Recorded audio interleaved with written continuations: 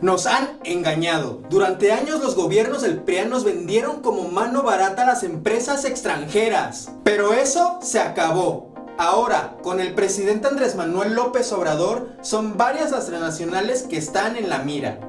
El mensaje es claro. O cambian esa mentalidad de tratarnos como sus esclavos, o se van. Pero al que sí ya le llegó su hora es al consorcio de Kimberly-Clark, quienes a través de su lacayo Claudio X González han buscado desestabilizar a nuestro país. ¿Quién es el verdadero dueño de esta marca? ¿En qué otros países han intervenido perjudicando a su población? ¿Y qué es lo que hará la 4T al respecto?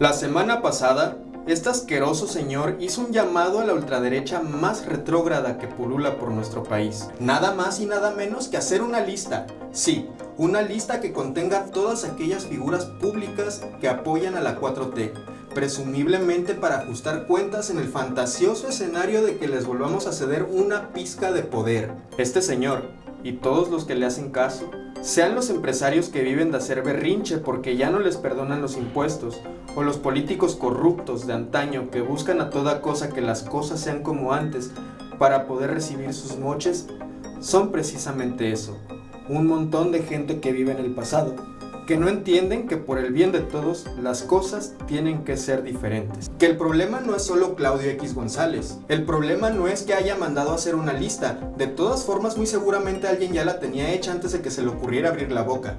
El problema no es que esté activamente mangoneando a los políticos del PAN y del PRI y del PRD para llevar esta alianza de política ficción a la realidad, eso incluso es hasta chistoso. El problema es lo que este señor representa. El problema es que este señor es el reflejo de lo que le indican sus patrones. Porque verán, cualquiera podría pensar que este señor Claudio X González es la gran cosa.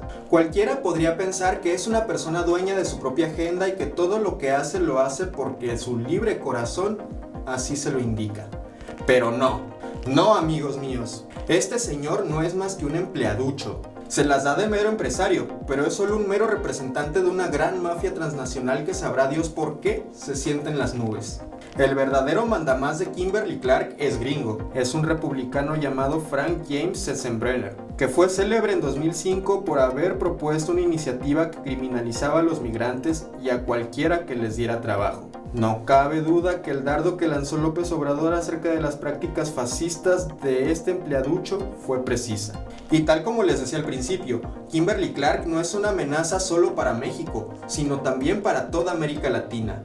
No es la primera vez que esta empresa se ve envuelta en polémica. Pues verán, esta empresa ha estado por décadas navegando con bandera de tonta jugando en el perfil bajo que puede llegar a tener ser una empresa dedicada a vender artículos de higiene personal para incurrir en las prácticas más asquerosas. Desde aprovechar que en prácticamente todo el continente forman parte de oligopolios nacionales para manipular los precios a su conveniencia, hasta participar activamente en intentos de golpes de Estado. Básicamente la American Fruit Company del siglo XXI.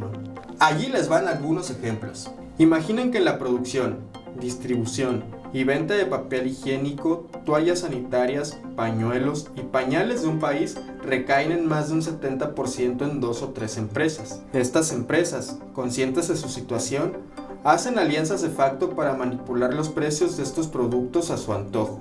Ya sea por mantener los precios bajos para hacer quebrar a los más pequeños o alzándolos para aumentar sus ganancias, Kimberly-Clark llevó a cabo estas prácticas en América Latina por décadas. En Chile y Perú este caso fue conocido como el cártel de los pañales.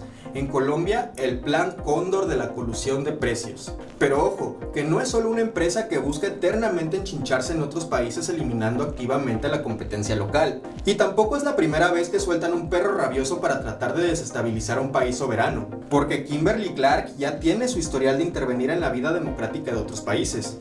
Un claro ejemplo de ello fue Venezuela. Verán amigos, una de las claves del actual desastre que viven nuestros hermanos venezolanos fue algo llamado la guerra económica. Fue una muy larga lista de acciones que empresarios de ultraderecha emprendieron para sabotear la economía de aquel país. Crear todo un mercado paralelo de compraventa de dólares para generar inflación. Intentar provocar una fuga de capitales de manera artificial.